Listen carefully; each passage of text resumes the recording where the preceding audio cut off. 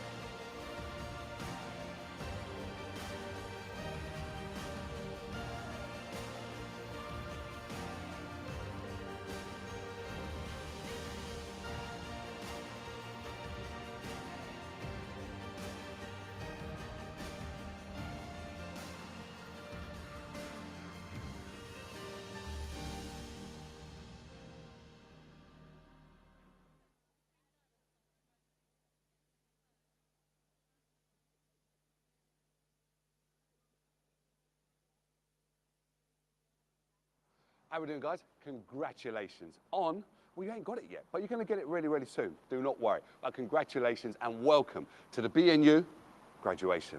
Now, you guys have worked really, really hard to obtain your qualification.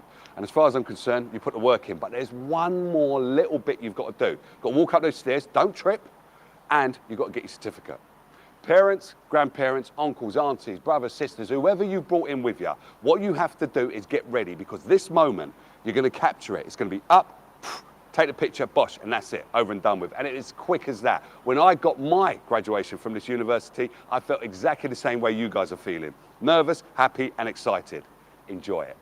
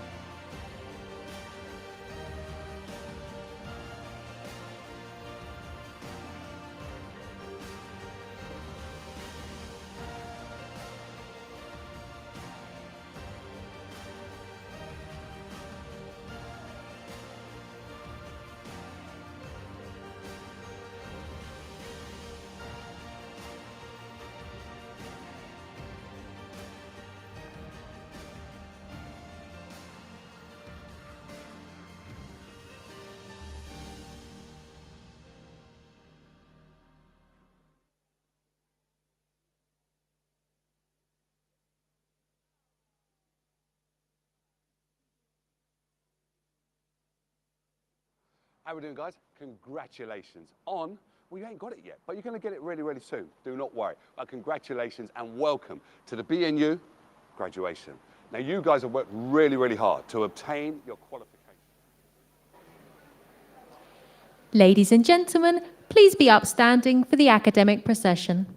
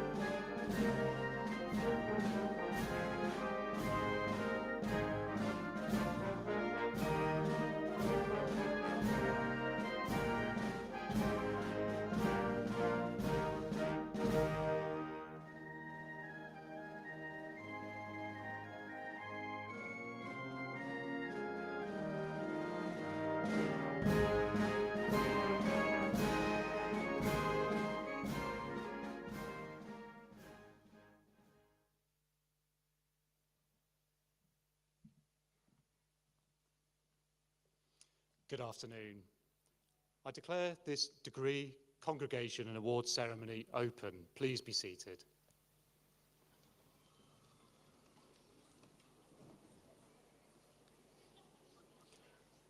It's wonderful to see you all here today as we celebrate the achievements of this graduating cohort.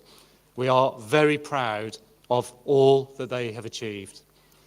I am Professor Paul Morgan, the university's Pro-Vice-chancellor Student Experience, and I will be your Master of Ceremonies for today.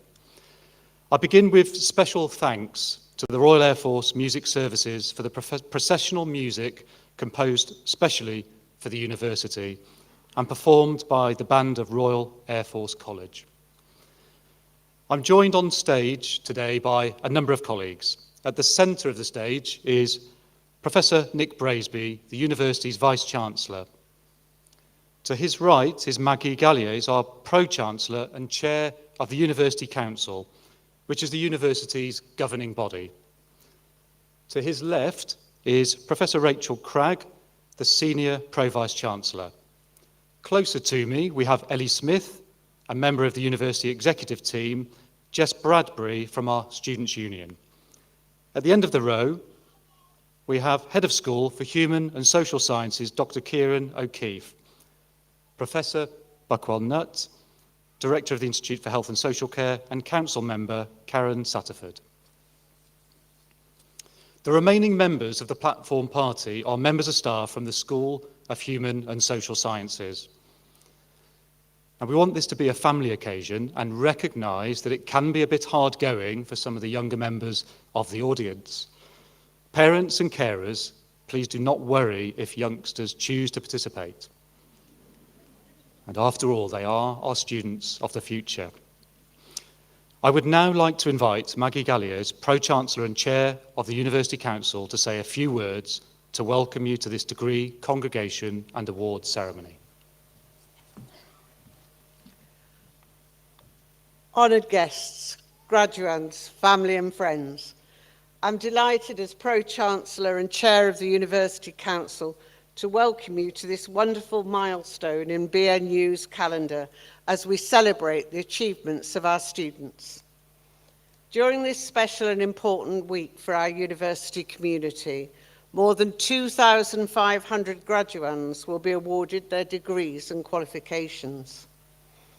And I can't let this opportunity go by without saying how proud of you we all are, how we applaud the way you have overcome obstacles and been resilient at a particularly challenging time for the world. You have done something that not everyone can do, and I know you won't stop here, but will go on learning and will continue to make a positive impact in the world, in your work, within your family, and in wider society. I'm also very aware on such an exciting day, it is not only our graduands who deserve recognition. Alongside them, I pay tribute to the friends, family, and the university staff who have done so much to ensure that they have had the skills, confidence, and opportunity to succeed. This is, of course, a time for us to celebrate all that our students have achieved, but it's also a time to wish them well as they embark on the next stage of their lives. This is not the full stop at the end of a book, it is the start of a new chapter. In a fast-changing environment, BNU has prepared them to embrace new challenges and opportunities, and we look forward to hearing about what their future brings. Shortly, I will have the chance to congratulate each of this year's graduands as they cross the platform, and that for me is both a privilege and a real pleasure. I hope that, like me, you will all enjoy the ceremony and that I have the chance to meet at least some of you as we continue to celebrate throughout the day. Thank you.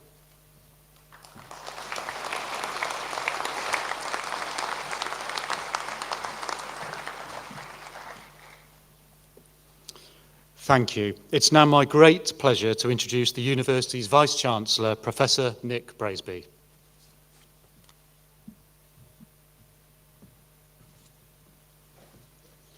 Thank you very much, Paul.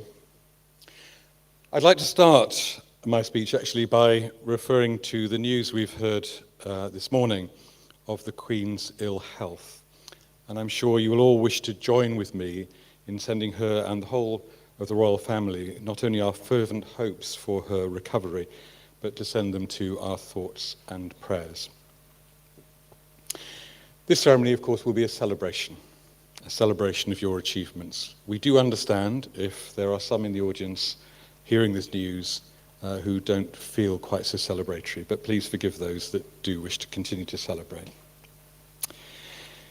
So let me begin then by offering my sincere and heartfelt congratulations to all of our graduands.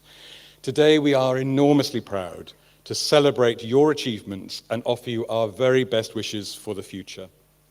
I hope you will approach the next exciting phase of your lives with the confidence that your dedicated study means you have the knowledge, skills, and understanding to help make a real difference to society. On the way, you have worked hard, you've overcome many challenges, and you have now achieved success. And you will have benefited from the support of many people in helping you reach your goals, people who have been there for you when you needed them. As Oprah Winfrey once said, lots of people want to ride with you in the limo. What you want is someone who will take the bus with you when the limo breaks down. So to say thank you to those who rode the bus with you, first, I would like to pay a heartfelt tribute to all of the staff of the university. I know they always go the extra mile for their students, work tirelessly to support them and ensure their success. And they have risen superbly to the task despite the additional challenges of the last couple of years. So can I also ask you all now to join me in sincerely thanking the staff of the university.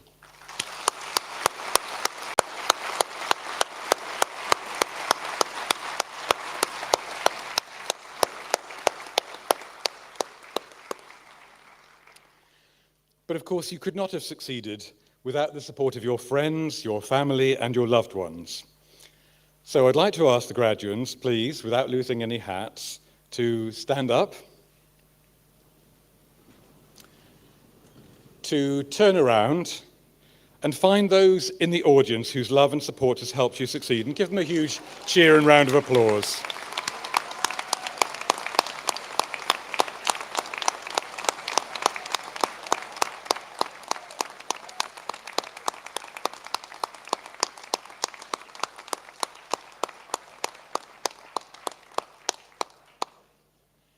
Thank you very much.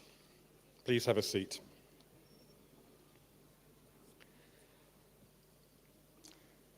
Now, research has shown that as graduands, you have a great deal to be thankful for, because you will be healthier than non-graduates. You will smoke less, and apparently you will drink less.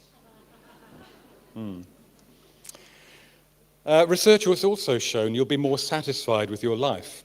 You'll be more tolerant and trusting of others, and you'll be more likely to vote.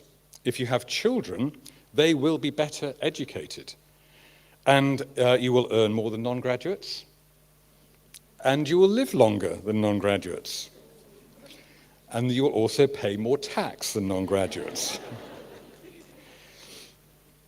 Now, the university always strives to do the right thing by our students, our staff, and our communities.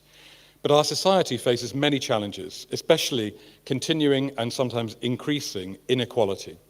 Inequality challenges us all. Perhaps it is the defining challenge of our time. As Martin Luther King has said, our ultimate measure is not where we stand in moments of comfort and convenience, but where we stand at times of challenge and controversy.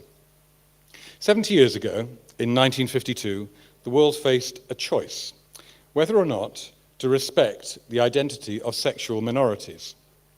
That year, the American Psychiatric Association published its first manual of mental disorders. It classified being gay as a sociopathic personality disturbance. In the UK in 1957, the Wolfenden Report was published, commissioned some years earlier, on the premise that being gay could not be regarded as an illness. However enlightened this view may have seemed at the time, it took a further 10 years before the government of the day implemented the Wolfenden Report's recommendations. And it was not until 1973 that the American Psychiatric Association voted that being gay was not a mental disorder after all. And even then, 40% of their members voted that it was. Now, I came out as gay in 1989 when I was 24, having spent my childhood and adolescence being aware of my difference, but being unable to accept it. I spent many years in turmoil, wrestling with my identity, hoping to square the circle of accepting I was gay whilst rejecting all that society said was bad about me. Of course, that turmoil ended when I finally accepted being gay and recognized that the many stereotypes of LGBTQ+ people were false, damaging, and wrong. So I very warmly welcome the progress that has been made since 1952. It is right, for example, that my husband and I are no longer considered mentally ill simply because of who we are. But I also know from my own personal experience there is still an enormous amount of progress yet to be made. I lament, for example, the plight of members of the trans community, some of the bravest people I've ever met, with much current discourse marginalizing this marginalized community still further. And across the globe, according to Human Rights Watch, at least 69 countries have laws criminalizing same-sex relations, and at least 9 criminalize forms of gender expression that target transgender and gender non-conforming people, with sentences ranging from fines to life imprisonment and even the death penalty. Now, you might ask why a university vice-chancellor should be so worried about challenges such as these. There are many voices in the media that claim universities are subject to woke obsessions. I find those discussions remarkably simplistic, but I do think it's important that universities rise to the challenge of explaining why they do what they do and why they care about the things they care about. Universities are institutions of learning, in which we strive always to better understand the human, social, and natural world in which we live. We are focused on uncovering truth and developing knowledge, in applying reason and logic, and in seeking evidence that will confirm or refute standpoints. But truth does not come only from certain kinds of people. It does not come only from the wealthy or only from the poor. It does not respect social class, gender, ethnicity, sexual orientation, age, or disability. We must look for and prize insight and understanding wherever they may be found. So it is because universities care passionately about advancing human knowledge, about finding solutions to our deepest questions and challenges, that we encourage everyone, regardless of background, to achieve their full potential.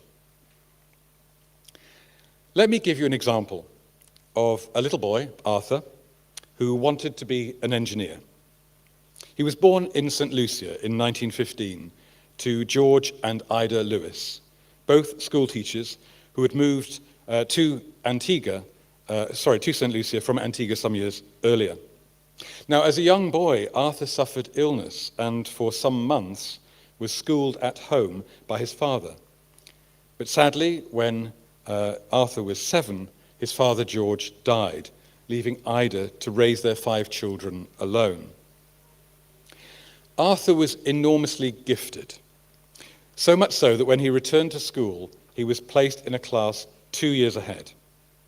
At the age of 14, he left school to work as a clerk, but he hoped one day to take his university entrance exam, and at the age of 17, he succeeded, winning a scholarship to attend the London School of Economics, the very first black student to do so. But Arthur didn't know what to study. As he said, the British government imposed a colour bar in its colonies. So young blacks went in only for law or medicine, where they could make a living without government support. I wanted to be an engineer, but this seemed pointless, since neither the government nor the white firms would employ a black engineer. Well, Arthur completed his studies and then won a further scholarship to take his PhD. And in 1938, he was then given a 1-year teaching job. Even then, his teaching was restricted because of the fear that students would not wish to be taught by a black member of staff. In fact, Arthur recounted being subjected to all the usual disabilities: refusal of accommodation, denial of jobs for which he had been recommended, generalized discourtesy, and the rest. Now, despite all the challenges he faced, all the reasons he might not have succeeded, Arthur Lewis was an enormous success. He became Britain's first black lecturer, and then its first black professor. He went on to work for the United Nations and advised both African and Caribbean governments. He became the first Vice-chancellor of the University of the West Indies. In 1963, he was knighted by Her Majesty the Queen. He was the first black person to hold a full professorship at Princeton University. And in 1979, he became the first black recipient of a Nobel Prize for Economics. In fact, the only black recipient of a Nobel Prize outside of the disciplines of peace or literature. So when I think of the example of Arthur Lewis, I see the fulfillment of extraordinary potential. But how easily it could have been otherwise. Had he set his sights lower? Had he not worked so hard or been so determined? Had he succumbed to the racism of the day? Had universities, such as LSE and Manchester, failed to overcome their own institutional racism?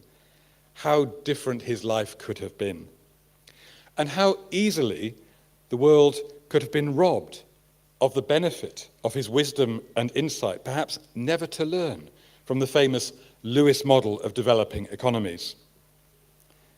Arthur himself was said to have been enamored with education, believing that it was the way in which individuals and societies could realize their ambitions. And I wholeheartedly agree. It is perhaps the abiding and unshakable faith and belief of all who work in universities. So for me, as a university leader, addressing deep inequalities is not a woke obsession, but a requirement for ensuring that our society develops the best possible understanding of the world in which we live, so that we can collectively address our most serious and pressing challenges. Arthur rose to overcome his challenges, and universities will do the same. But I say to you all, graduands and guests, friends and supporters, universities need your help in doing so. Never in my lifetime have I known so many prominent voices express such hostility towards the values of higher education and towards individual universities. This discourse can only serve falsely to erode confidence in our public universities and threaten to undermine the good work that we do. The university's governing body, the entire staff of the university, myself, we work tirelessly on behalf of you all, aiming to enrich society by adding to the stock of human knowledge and experience and enabling our students to reach their full potential. So I respectfully ask that when you hear unfair criticism of universities, please challenge it. Tell people of some of the wonderful things happening every day in our universities. And I hope you will support us too by continuing to engage with us and our work. Now, to our graduands, I hope that in the next stage of your journeys, you will go forward with a deep sense of optimism that the challenges you will face, perhaps including the ones I've mentioned, can indeed be overcome. It will take hard work and determination. There may be people who do not expect or want you to succeed. But one thing is sure, you can be confident. You have the knowledge, the skills, and the understanding, as well as the tenacity and determination to rise to these challenges and defend the values that have enabled you to succeed. As the Dalai Lama has said, with realization of one's own potential and self-confidence in one's ability, one can build a better world. Now, the university is highly skilled at rising to the challenges it faces, and today we celebrate many successes we've enjoyed over the past year. We improved our performance in the latest Research Excellence Framework, with 44% of our research being judged world-leading or internationally excellent. The university experienced its third consecutive rise in the Guardian University Guide, climbing 44 places, and climbed 43 places in What Uni's University of the Year. And we continue to play our part in addressing the challenge of inequality.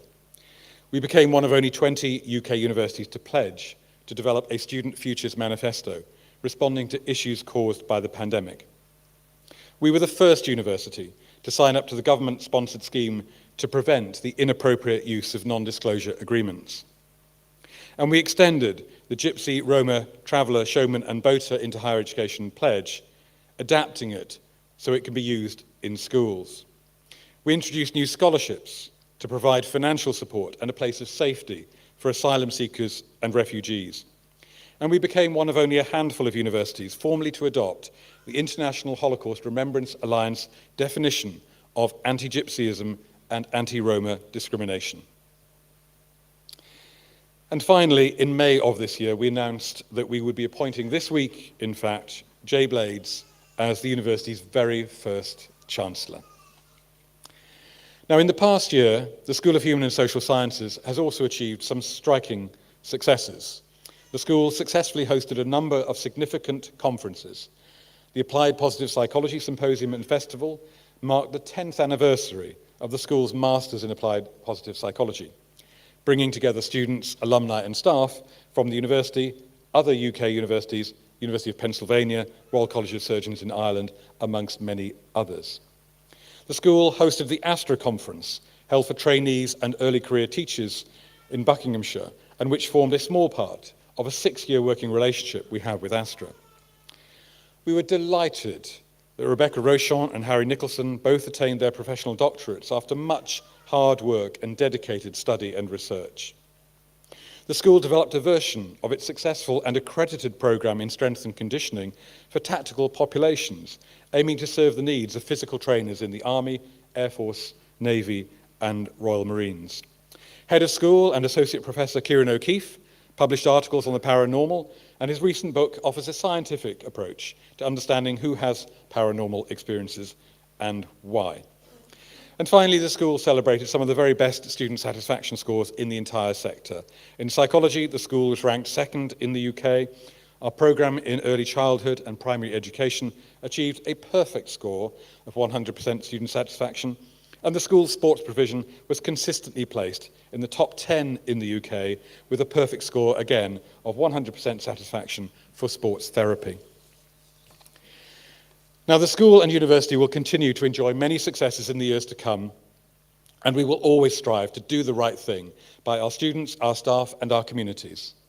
And as we rise to our challenges, you can be sure that you have every warm wish, support, and encouragement from this university in meeting the challenges you face. Your involvement with the university does not stop. You are members of the BNU family, and we hope you'll remain active in our Alumni Association and consider coming back to study with us once again. So it only remains for me to offer you again my very sincerest and most heartfelt congratulations. Very, very well done.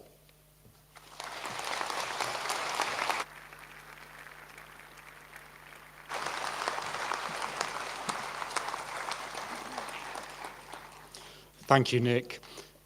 We've now arrived at the part of the ceremony you have been waiting for, where we confer awards on our graduating students. You'll enter the stage to my left as graduands.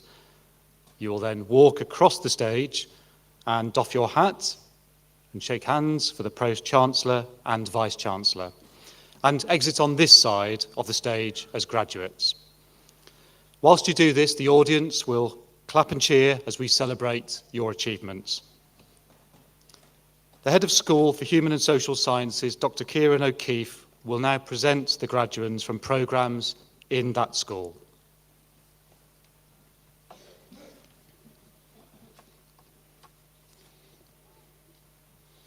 Vice-chancellor and Pro-chancellor, I present to you the persons here today and those graduating in absentia to be admitted to the degrees of Master of Science, Master of Arts, Postgraduate Diploma, Postgraduate Certificate, Bachelor of Science, Bachelor of Arts, Foundation Degree, Diploma of Higher Education, and Certificate of Higher Education. Master of Science in Applied Forensic Psychology, Namal Hussain.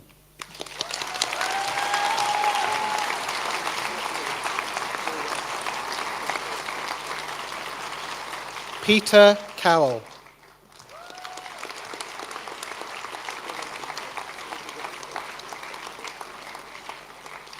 Maxwell Okunlola.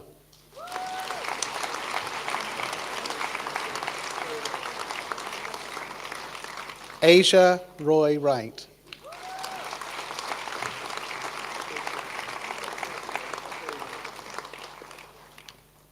Lauren Smallwood.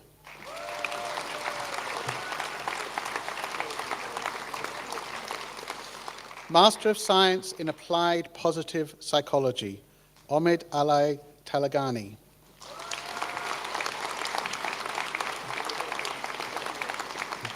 Ian Ashbrook.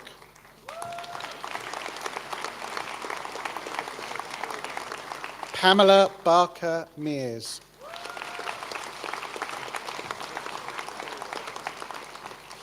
Kelly Bishop.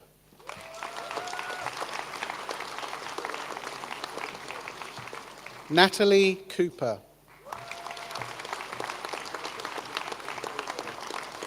Sarah Kramoisan.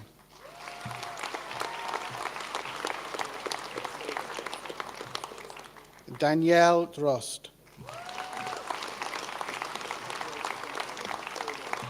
Hannah Dunn.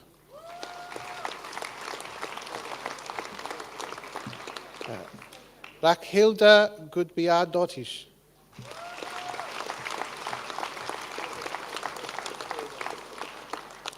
Lisa Harris.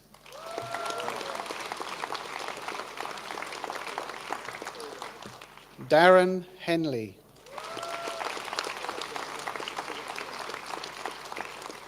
Sarah Hunt.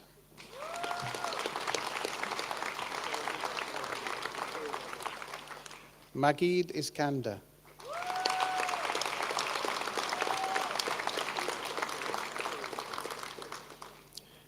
Gudfena Jonas Dottish.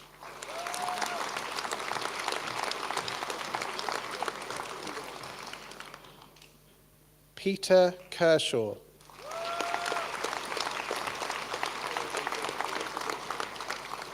Linda Lofdottish.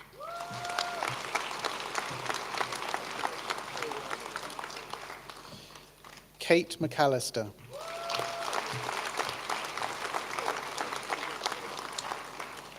Edward Midson.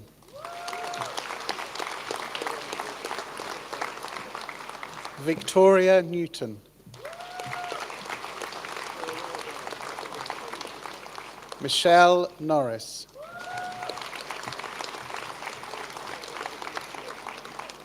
Deborah Perry.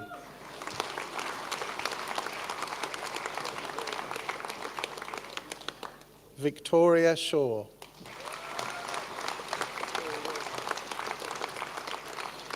Berta Thohala-Dottir. Deborah Wright.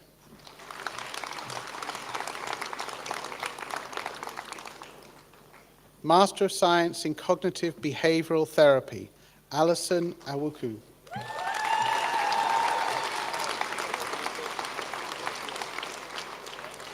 Kulwant Hothi.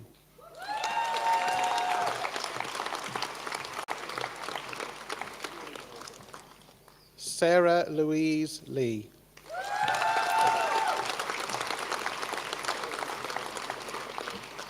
Georgina Mudd.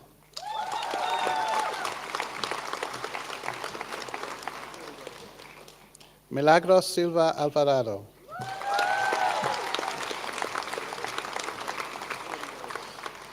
Ray Thompson.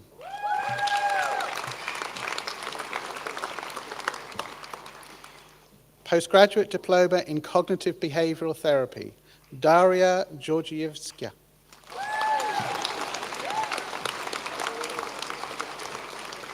Francis Matthews.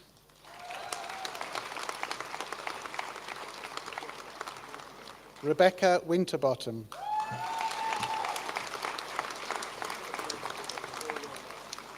Master of Arts Education, Diana Kazua.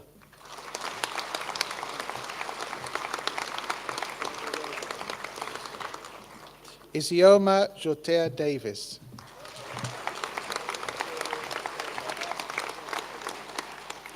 Doreen Wande.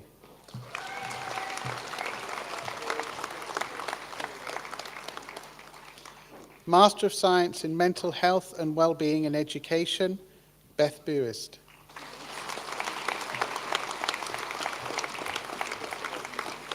Samantha Gunnison.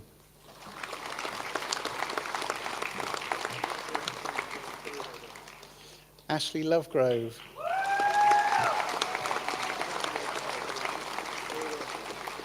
Amy Mitchell.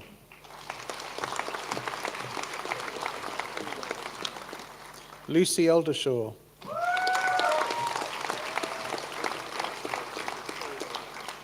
Katie Sells.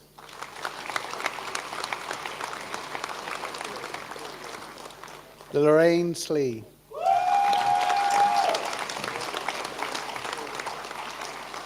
Samantha Whitford.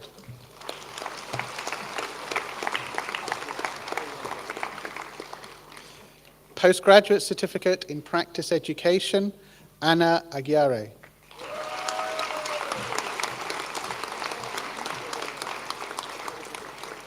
Karen Bisp.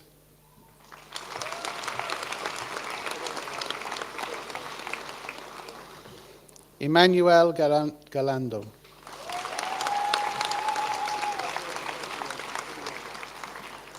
Gail Goddard.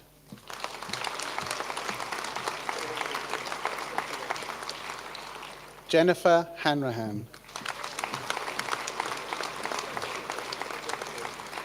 Lucia Meneghelli.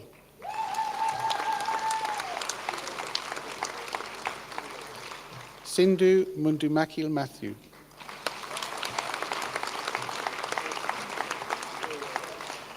Anthony Newman.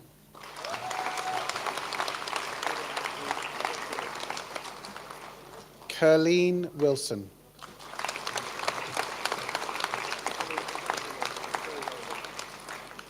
Master of Science in Sports Performance, Alexander Cotton.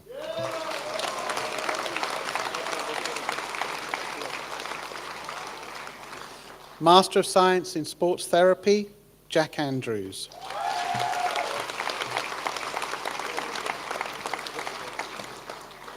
Charlotte Hopper.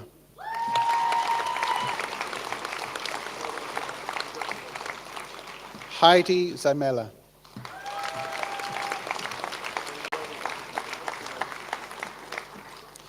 Bachelor of Science in Business and Psychology, Jess Biles.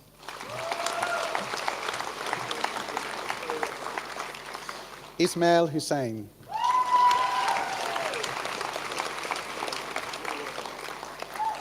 Bachelor of Science in Behavioural Sciences, Henry Impey.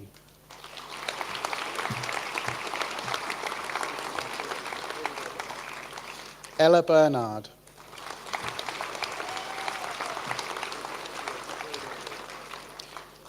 Bachelor of Science in Counselling Psychology, Millie Bale.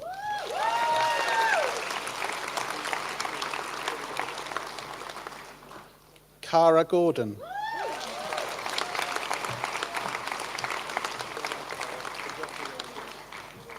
Nia Hughes.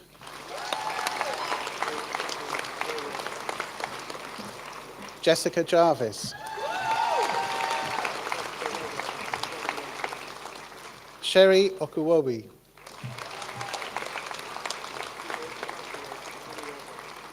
Nicola Sun.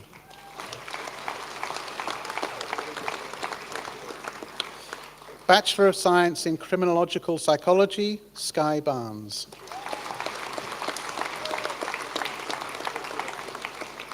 Rebecca Brill.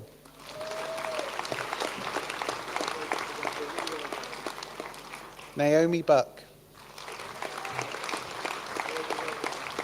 Louise Ireson.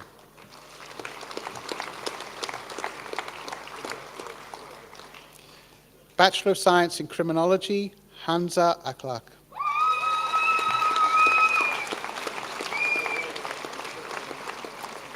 Alvira Ali.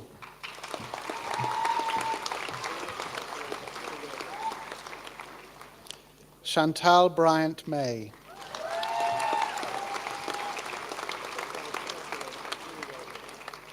Jodie Halligan.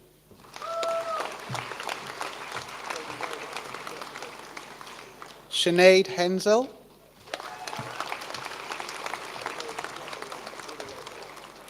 Omira Latif.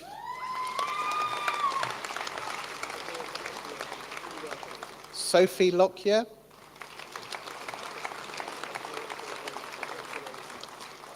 Brooke Neal.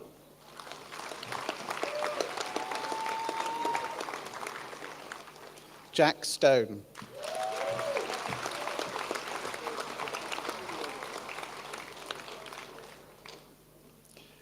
Bachelor of Arts in Criminology and Law, Jodie Lynch.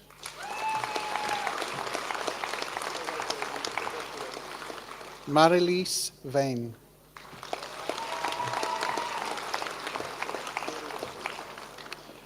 Bachelor of Arts in Early Childhood and Primary Education Studies, Ikra Asif.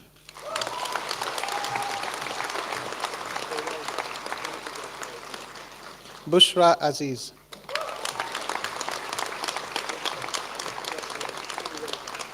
Nicole Bainbridge. Morena Bone. Hannah Brind.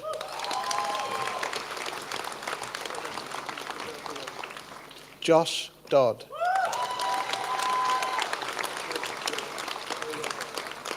Livy Lamin. Julianne Muhindu.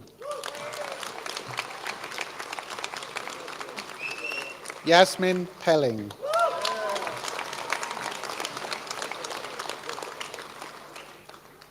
Luke Simpson.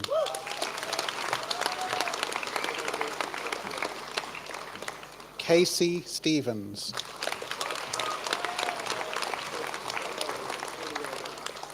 Morgan Wall.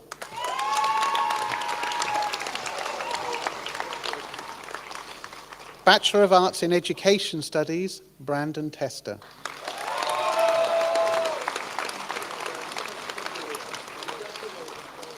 Bachelor of Science in Football Development and Performance, Robert Fisher.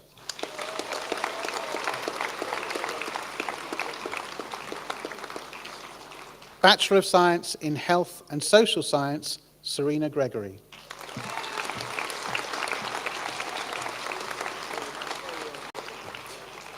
Bethany Smith.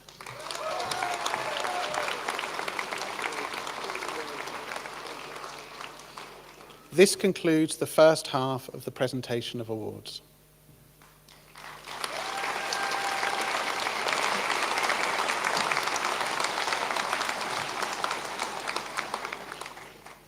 Many congratulations to those of you who have crossed the stage so far. We are now going to make for the award of the most inspiring tutor in the School of Human and Social Sciences. I invite the head of school, Dr. Kieran O'Keefe, to announce the name. When they do, could the member of staff please come forward to receive their award? The Most Inspiring Tutor Award is made to the academic member of staff who has motivated students to be successful in their studies. The students here today have submitted many nominations for their Most Inspiring Tutor, and the award is made on the basis of their recommendations. Comments made by the students about today's winner included, they were very passionate and supportive, and I learnt so much from them. I couldn't have achieved what I did without them. They always went the extra mile and were extremely supportive and helped me to achieve more than I thought was possible. Vice-chancellor and Pro-chancellor, I'm very pleased to present to you for the award of Most Inspiring Tutor, Janet Roberts.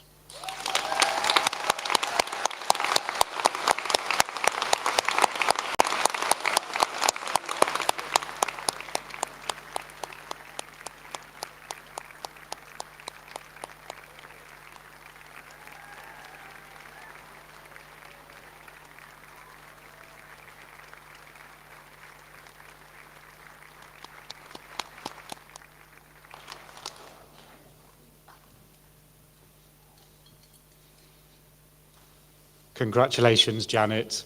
We now return to the part of the ceremony where we confer awards on our graduating students. The head of school, Dr. Kieran O'Keefe, will now continue the presentation of graduates.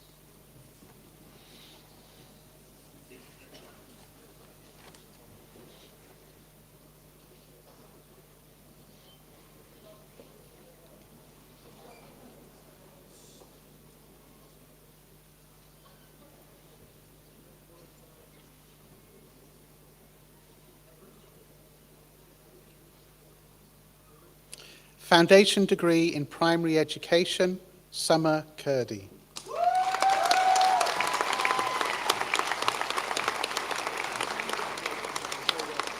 Bachelor of Arts in Professional Practice Early Years, Ruby Carlisle.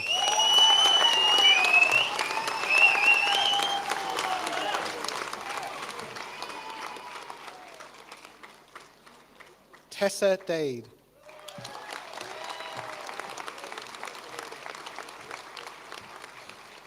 Laura Robinson.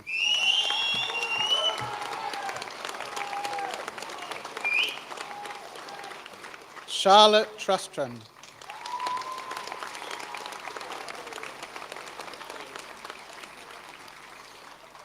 Bachelor of Arts in Professional Practice Education, Sadia Abdul.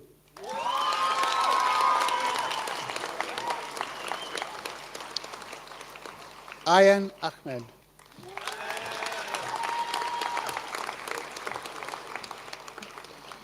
Haneen Al-Haddad.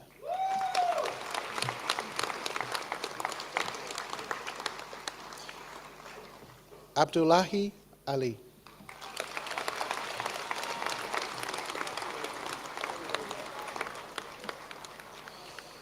Rukia Ali.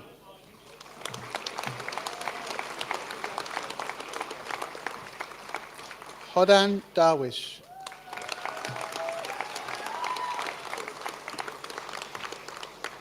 Shadia Duale.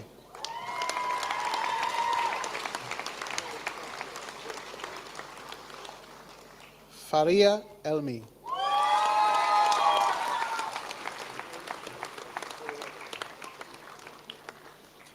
Anisa Farah.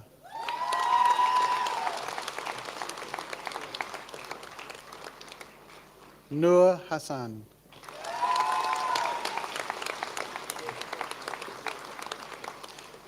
Farah Noor.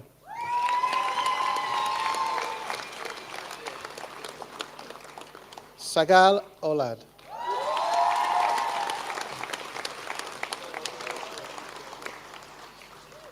Wada Said.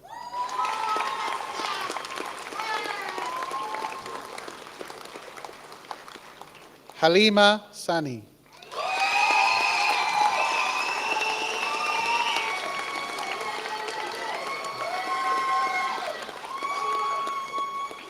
Bachelor of Arts in Professional Practice, Primary Education, Faith Gale.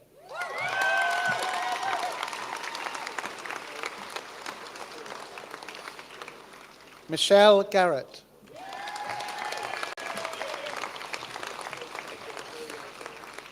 Catherine Gom.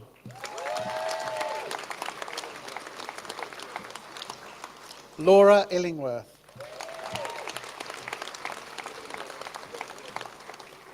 Jessica Keating. Hayley Mackland.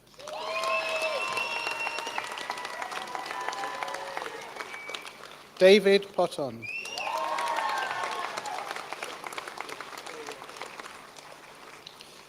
Also awarded the prize for Best Overall Performance in the School and Best Performance in a Dissertation, Linda Shea.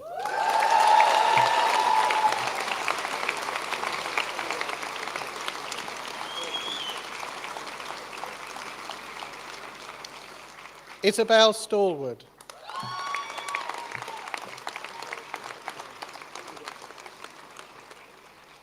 Claire Ward.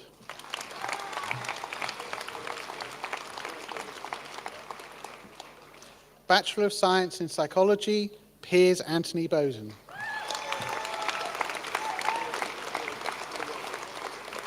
Harriet Broom.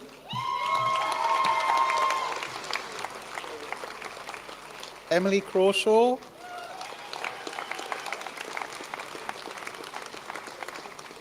Tyler Davis.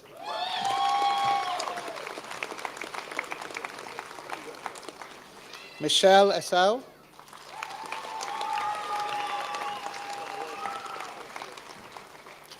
Emma Fraser Mills.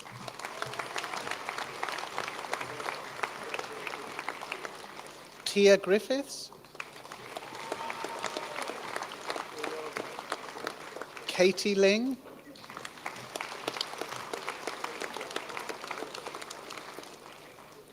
Leah Percy.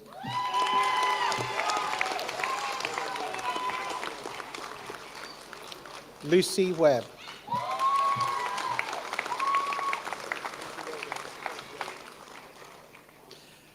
Bachelor of Science in Psychology and Criminology, Alicia Noika.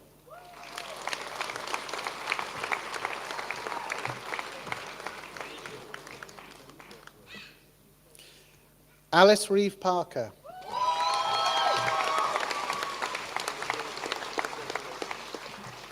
Millie Turner.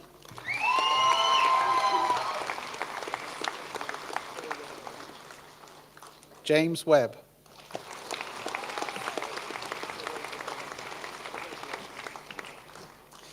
Bachelor of Arts in Sport and Physical Education, Zoe Bishop.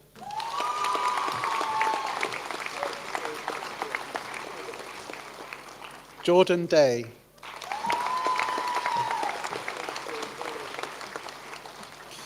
Amina Imansura.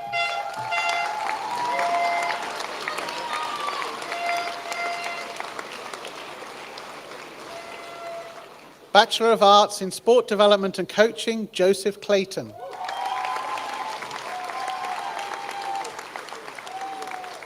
Nathan Jopp.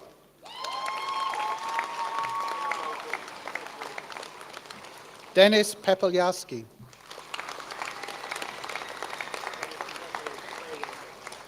Abby Watson.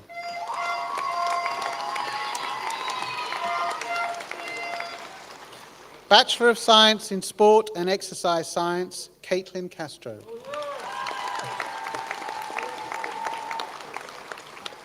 Tino Maswore.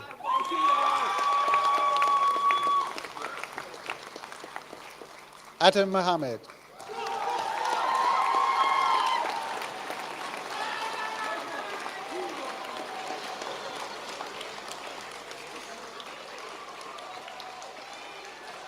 Michael Spandley.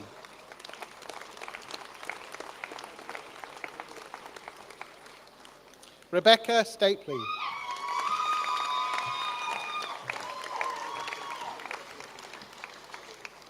Bachelor of Science in Sports Psychology, Olivia Tatton.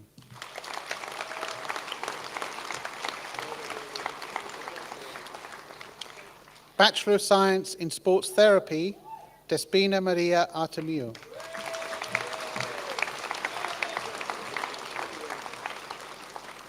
Joanne Calder.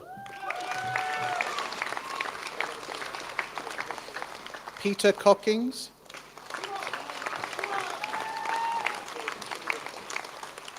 Emma Gray.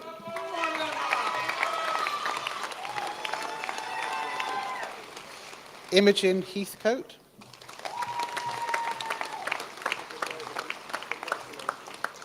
Charlie Hickey.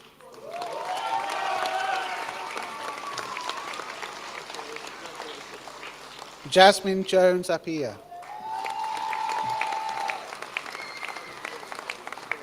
Amy Morris.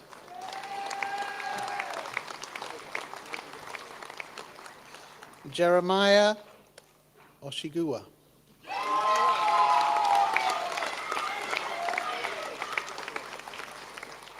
Rajesh Paul.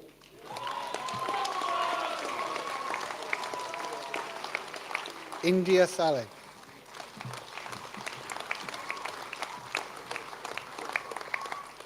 Hayley Sampson.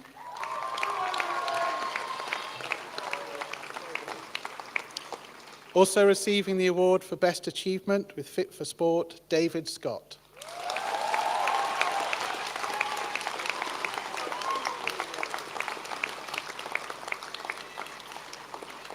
Micaiah Wilby.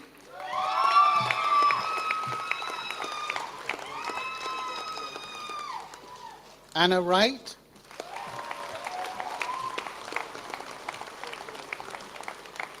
Kelsey Young-George.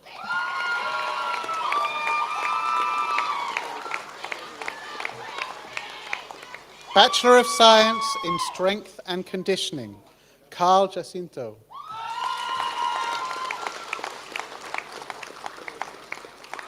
Samuel Killams.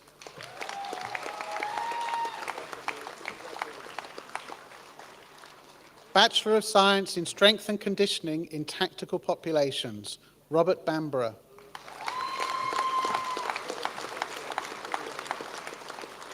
Stuart Brimacombe.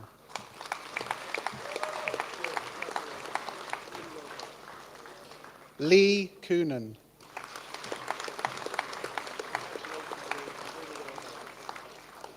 Charles Cousins.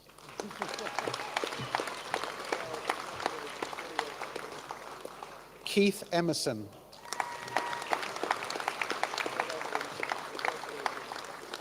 Stefan Harris.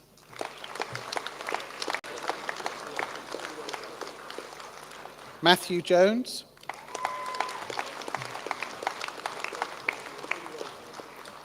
Christopher Jowers. Joel Kirby. Sam Littlewood.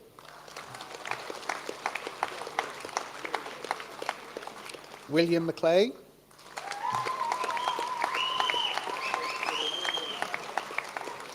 Tom Monday.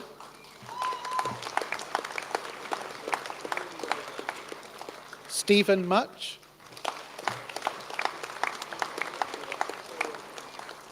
Bethany Newton.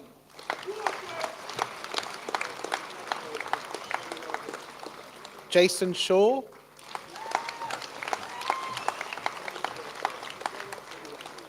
And Scott Kraft. Master of Science in Mental Health and Wellbeing and Education, Phoebe Lazaru.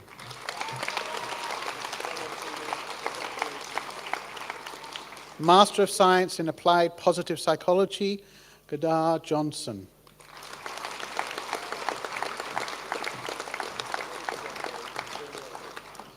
Master of Science in Sports Therapy, Poppy Concannon.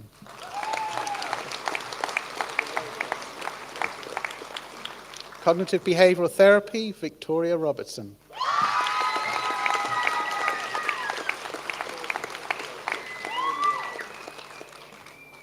Bachelor of Arts in Professional Practice Education, Carly Sprake.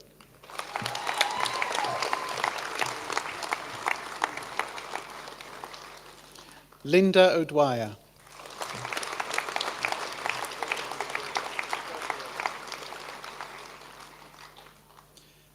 Finally, Vice-chancellor and Pro-chancellor, I'm pleased to present to you the student of the university who has received the award of Doctor of Philosophy of Staffordshire University for research into the experience of being creative at work, embracing paradox, polarity, and tension. Diane Herbert.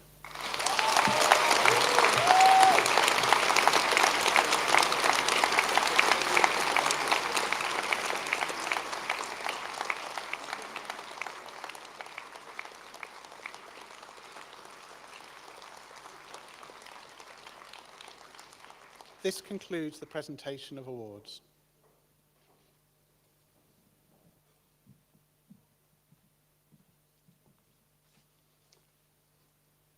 I'm now very pleased to introduce the graduates nominated by the university to speak on behalf of you all. Please welcome Jasmine Jones.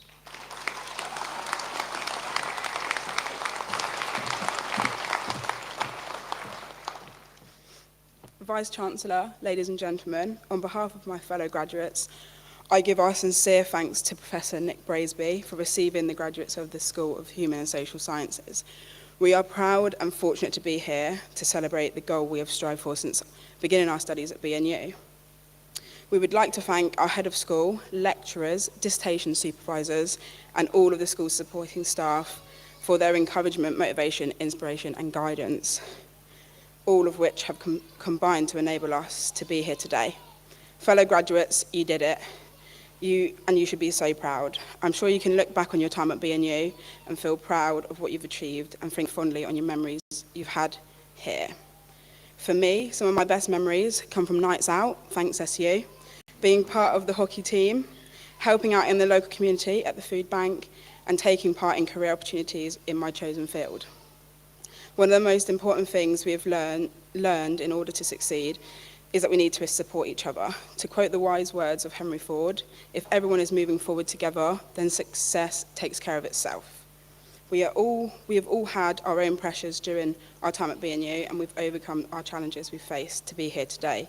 One of the biggest challenges of all was when COVID hit and disrupted everything, having to learn from our rooms, unable to put our new knowledge and skills into action in our usual ways.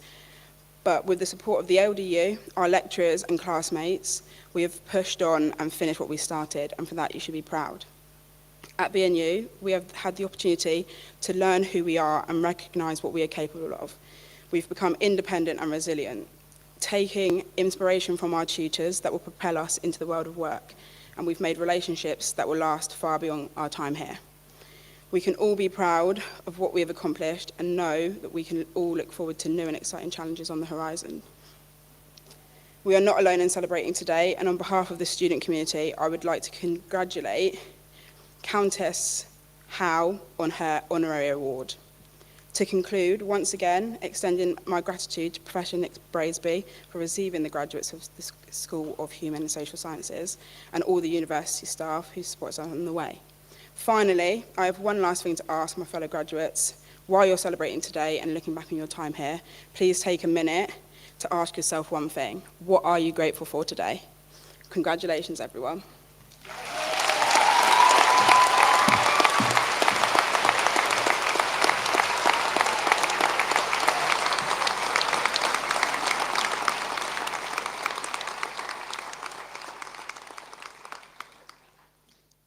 Jasmine, thank you. That was very, very inspiring, and thank you for the speech on behalf of your fellow students. Many congratulations and very well done to all of you that have graduated today. You did it.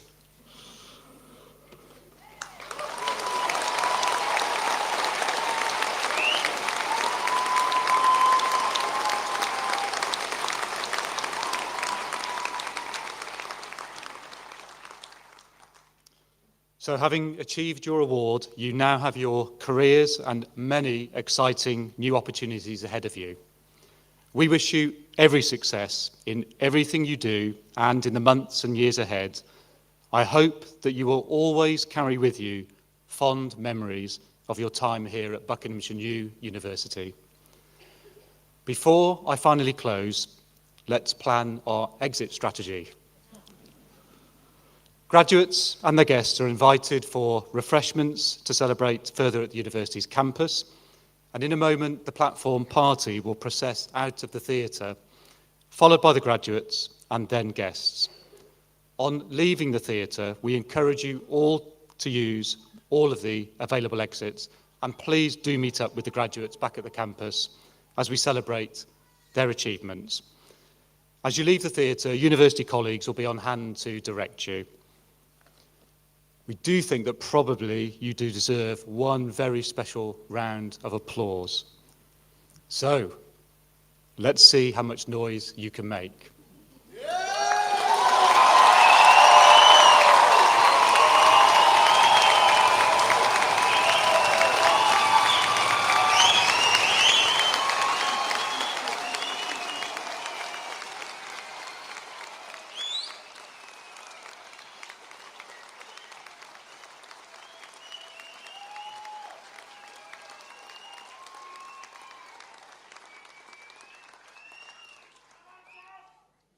It was never in doubt. I now declare this degree, congregation and award ceremony closed.